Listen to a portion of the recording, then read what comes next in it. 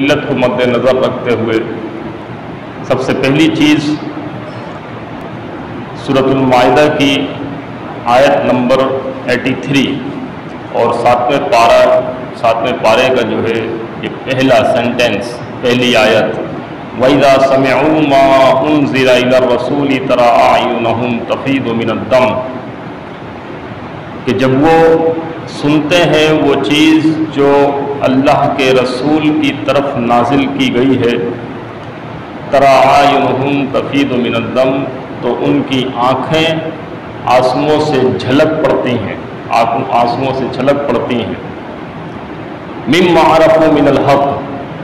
اس لیے کہ جب وہ سنتے ہیں کلام الہی تو حق کو پہچان لیتے ہیں، اور یقولون ربنا آمنا فاکتبنا مع الشاہدین، اور پھر وہ کہتے ہیں کہ اے ہمارے رب ہم تجھ پر ایمان لائے، پس تو ہمیں فاکتبنا مع الشاہدین، ہمیں تو شاہدین میں ہمیں لکھ دے۔ یہ آیت اگرچہ پیچھے سیاق و سباق اگر دیکھیں گے تو بنی اسرائیل کا ہی ذکر ہو رہا ہے، اور کلام الہی جب وہ سنتے تھے تو سننے والوں پر اس کا جو اثر ہوتا تھا۔ اب اس میں ضمنی طور پر قرآن کریم بھی شامل ہے، اس لیے کہ یہی سب کچھ معاملات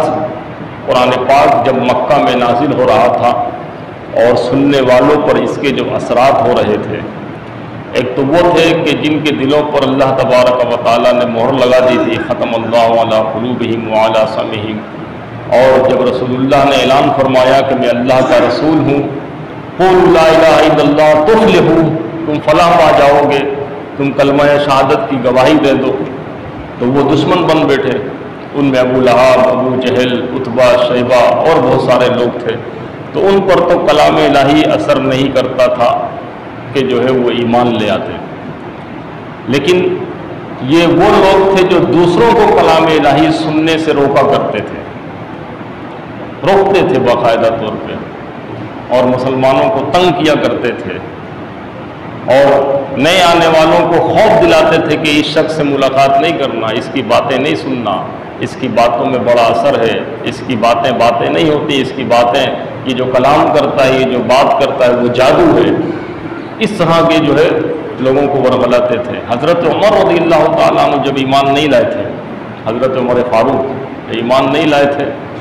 تو ایک پروپیگنڈا مہم چل رہی تھی رسول اللہ کے خلاف، مسلمانوں کے خلاف، اور جو ہے نوجوانوں کو مسلمانوں اور اسلام کے خلاف ورغلایا جا رہا تھا، تو حضرت عمر فاروق رضی اللہ تعالیٰ عنہ، ظاہر ہے یہ ان کے ادیان باطل میں سے، جو بت پرستی کا جو ان کا مذہب تھا، یہ اس پر بہت بڑی ضد تھی، اور کوئی بھی شخص اپنے آباء و اجداد کے عقیدے کے خلاف کوئی بات اتنی آسانی سے ایکسیپٹ نہیں کرتا، تو حضرت عمر فاروق رضی اللہ تعالیٰ عنہ گھر سے نکلے تلوار لے کر رسول اللہ کے قتل کرنے کے ارادے سے، معاذ اللہ، اور جب چلے تو راستے میں پتہ چلا کہ ان کے بہنوئی بھی ایمان لے آئے ہیں، ان کی بہن بھی ایمان لے آئی۔ کسی نے پوچھا کہ کہاں جا رہے ہو عمر، اتنی اس حالت میں، غصے میں اتنے، تو اپنا ارادہ ظاہر کیا، کہا اچھا پہلے اپنے گھر کی تو خبر لو، تمہارے گھر میں تمہاری بہن، تمہارے بہنوئی مسلمان ہو چکے ہیں۔ جب وہ گئے دروازہ کھٹکھٹایا تو دیکھا کہ جو ہے قرآن جو ہے کچھ کلام پڑھنے کی آواز آ رہی ہے، غصے میں دروازہ کھٹکھٹایا، جب ان کی بہن نے دروازہ کھولا تو جو ہے غصے میں ان کو مارنا شروع کر دیا، بہنوئی کو بھی مارا، بڑے جلالی تھے نا حضرت عمر، اور اس کے بعد جب مار کے تھک گئے، پھر اس کے بعد دل میں خیال آیا کہ جب میں آیا تھا تو تم لوگ کچھ پڑھ رہے تھے، ذرا مجھے بھی تو سناؤ۔ وہ صحیفے تھے قرآن کلام الہی کے، جو وہ آپس میں سیکھ رہے تھے، ایک دوسرے کو سنا رہے تھے، یاد کر رہے تھے۔ حضرت عمر کے آنے پہ انہوں نے وہ چھپا لیے تھے۔ جب ضد کی حضرت عمر نے، ان کی بہن نے کہا کہ میں تمہارے ہاتھ میں نہیں دے سکتی ہے، اس لیے کہ اس کے لیے پاک و صاف ہونا ضروری ہے، لہذا جب کلام الہی انہوں نے پڑھا، سنا، تو بس ان کے دل پر اثر ہوا، اس کی تاثیر ان کے دل پر ہوئی، اور چونکہ رسول اللہ کی دعا تھی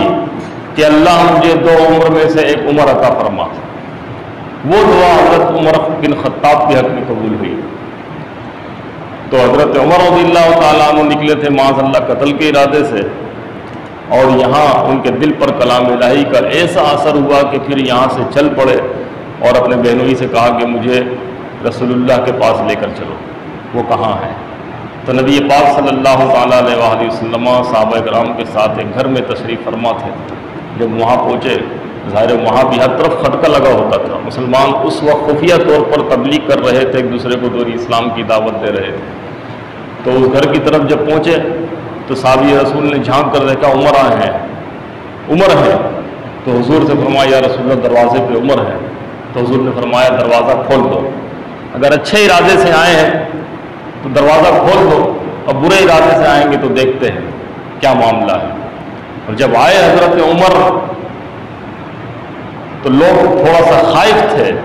ظاہر اس وقت نئے نئے مسلمان ہونے والے وہ کمزور لوگ تھے، زیادہ تر ان میں کمزور لوگ تھے فائنینشلی طور پر، اور جو ہے معاشرتی طور پر ان کی وہ حیثیت نہیں تھی معاشرے میں، گنتی کے چند لوگ مسلمان ہوئے تھے۔ تو جب وہ آئے تو لوگوں نے دیکھا کہ وہ تو معاملہ ہی دوسرا ہے۔ تو حضور نے پوچھا ہے عمر کس ارادے سے آئے ہو؟ تو کہا کہ آپ کے ہاتھ پہ اسلام قبول کرنے کے لیے آیا۔ حضرت عمر نے اسلام قبول کیا، مسلمان اتنے خوش ہوئے کہ انہوں نے زبردست قسم کا نعرہ لگایا۔ اس وقت تک اسلام پوشیدہ طور پر اس کی تبلیغ کی جاتی تھی اور جو ہے چھپ چھپ کر عبادتیں کی جاتی تھیں۔ حضرت عمر کے اسلام لانے کے بعد حضرت عمر نے فرمایا کہ اب مسلمان یوں چھپ کر عبادت نہیں کریں گے، اب عمر مسلمان ہو گیا ہے۔ اور حضرت عمر نے برملا جا کر خانہ کعبہ میں حرم شریف میں کھڑے ہو کر اپنے مسلمان ہونے کا اعلان کیا۔ اچھا اس لیے کہ مسلمانوں بزدل تھے، وہ مصلحت کا تقاضا تھا۔ رسول پاک صلی اللہ علیہ وآلہ وسلم کو ابھی خود بھی حکم نہیں تھا کہ اس طرح تبلیغ کی جائے۔ بہرحال جب جب مسلمان بڑھتے گئے اتنی جو ہے طاقتور ہوتے گئے۔ ایک یہ موقع تھا، بہت سارے مواقع ایسے ہیں جب مسلمانوں پر مکہ میں ظلم ہو رہا تھا زبردست قسم کا، اتنا کہ مسلمان ہجرت کرنے پہ مجبور ہو گئے تھے۔ سب سے پہلی ہجرت ہوئی حبشہ کی طرف۔ حبشہ کی طرف 2 ہجرتیں ہوئی ہیں، 2 ہجرتیں۔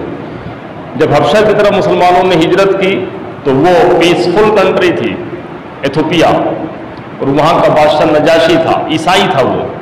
نجاشی وہاں کا بادشاہ تھا۔ مسلمان وہاں پر گئے، مخصوص تعداد کی مسلمانوں کی، اور وہاں پرامن طریقے سے زندگی گزارنے لگے۔ کفار مکہ کو یہاں بھی سکون نہ ہوا، انہوں نے کہا کہ ہم اپنا قاصد بھیجیں گے وہاں پر جو سفارتی تعلقات کے طور پر جو ہے اپنے مطالبات بادشاہ کے آگے رکھے گا، اور اصل مقصد تھا مسلمانوں کو تنگ کرنا۔ لہذا کچھ سفارتکار یہاں سے گئے کفار مکہ کی طرف سے، اور نجاشی کے بادشاہ میں تحفے تحائف لے کر وہ حاضر ہوئے۔ جس طرح ایک سفیر کرتا ہے کہ مکہ سے آئے، ہمارا یہ پیغام ہے، ہمارے کچھ لوگ تمہارے یہاں آ کے بس گئے ہیں۔ اچھا تو پھر کیا کیا جائے؟ ان کا جرم یہ ہے کہ انہوں نے جو ہے ہمارے خلاف اعلان بغاوت کر رکھا ہے، اور وہ ہمارے مذہب کے مقابلے میں ایک نیا مذہب کھڑا کیا ہے انہوں نے، اور وہ ہمارے دشمن ہیں۔ اب ظاہر نجاشی بادشاہ ہے، ایک سمجھدار بادشاہ تھا وہ، اس نے یوں ہی فوراً فیصلہ نہیں سنایا، اس نے کہا اچھا چلو معلوم کر لیتے ہیں، فریق ثانی کی بات بھی سنتے ہیں۔ ایک یک طرفہ تو سن لیا سارے معاملات، اور دوسری طرف جو ہے مسلمانوں کو حکم ہو گیا کہ وہ سارے کے سارے دربار میں حاضر ہوں۔ اگلے دن جو ہے اب ظاہر ان کو تو ایز اے سفیر گئے تھے یہ لوگ، ان کو پروٹوکول ملا۔ مسلمان جب آئے تو وہ جو ہے وہ اس طرح تھے کہ جس طرح جو ہے کچہری میں کھڑا ہوتے ہیں لوگ، لیکن اس بادشاہ نے مسلمانوں کی بات سنی کہ حقیقت حال کیا ہے۔ نجاشی نے چند سوالات کیے، تو اس طرف مسلمانوں کی قیادت کرتے ہوئے حضرت علی المرتضیٰ رضی اللہ تعالیٰ عنہ کے بھائی حضرت جعفر طیار جناب ابو طالب کے صاحبزادے، وہ بادشاہ سے ہم کلام تھے۔ انہوں نے جواب دیا کہ حضور والا، جس مذہب کی ہم بات کر رہے ہیں ہمارے نبی نے ہمیں بتایا ہے، ہم اس سے پہلے مسلمان ہونے سے پہلے ہم غلط کاریوں میں مصروف تھے، اس نبی نے ہمیں سیدھا راستہ بتایا۔ ہم ظلم کیا کرتے تھے، اس نبی نے ہمیں انصاف اور عدل بتایا۔ ہم معبودان باطل کی عبادت کرتے تھے، مختلف خداؤں کی پوجا کرتے تھے، اس رسول نے ہمیں ایک خدا کی عبادت کا حکم دیا ہے۔ ہم جھوٹ بولتے تھے، اس رسول نے ہمیں سچ بولنا سکھایا ہے۔ ہم گمراہ تھے، اس نے ہمیں سیدھا راستہ دکھایا ہے۔ یہ ساری باتیں سنی تو بادشاہ کا ذہن پلٹنا شروع ہوا کہ یہاں تو بات صحیح ہے، اگر نبی ایسا ہے، اور یہ پھر اسے تحقیق کی، پتہ چلا کہ اس نبی کے ماننے والے سارے یہ غریب ترین لوگ ہیں جو ابتدائی اسلام لائے ہیں۔ اور اس کے بعد جو ہے جب ان سفیروں نے دیکھا کہ بادشاہ کا ذہن کہیں پلٹی نہ ہو جائے تو اس نے کہا کہ اے بادشاہ سلامت، یہ لوگ جو ہے تمہارے نبی کے بارے میں بھی عجیب عجیب باتیں کرتے ہیں، یعنی حضرت عیسیٰ علیہ السلام کے بارے میں۔ تو نجاشی نے پوچھ لیا کہ اچھا تمہارا عیسیٰ کے بارے میں کیا عقیدہ ہے، حضرت موسیٰ کے بارے میں کیا عقیدہ ہے؟ کراس کوئسچننگ شروع ہوئی۔ تو اس کے بعد حضرت جعفر بن ابی طالب نے کھڑے ہو کر سورہ مریم کی تلاوت کرنا شروع کی۔ سورہ مریم میں جو ہے تفصیل کے ساتھ حضرت عیسیٰ اور ابن مریم، حضرت عیسیٰ ابن مریم، حضرت مریم سلام اللہ علیہ کا ذکر موجود ہے۔ جب قرآن کریم حضرت جعفر بن ابی طالب پڑھ رہے تھے تو بادشاہ کا دل دہل رہا تھا اور اس کی آنکھوں سے آنسو جاری ہونا شروع ہو گئے۔ نجاشی کے آنکھوں سے آنسو جاری ہونا شروع ہو گئے،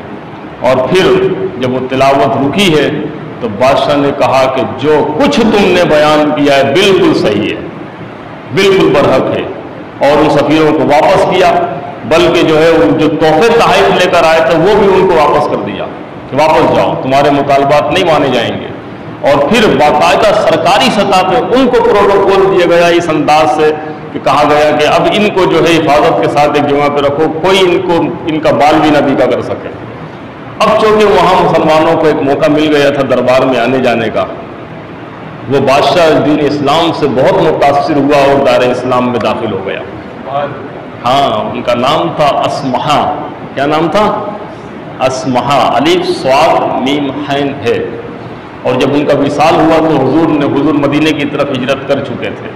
حضور نے مدینے سے غائبانہ نماز جنازہ حضرت اسمہا کی جو ہے ادا کی تھی۔ یہ پہلی نماز جنازہ ہے جو غائبانہ اس کے بعد کبھی بھی نہیں ادا کی گئی، بلکہ جو ہے شارحین لکھتے ہیں کہ دراصل وہ سارے حجابات اللہ تبارک و تعالیٰ نے حضرت اسمہا کی میت اور رسول اللہ کے درمیان ہٹا دیے تھے، لہذا وہ غائبانہ نہیں رہی۔ تو اسی طریقے سے بہت سارے ایسے مواقع ہیں جہاں قرآن کریم سننے والوں کے دل قرآن سن کر نرم ہو جاتے ہیں۔ آج بھی آپ نان مسلم کنٹریز ایسی ہیں جہاں پہ مساجد بہت دور دور ہیں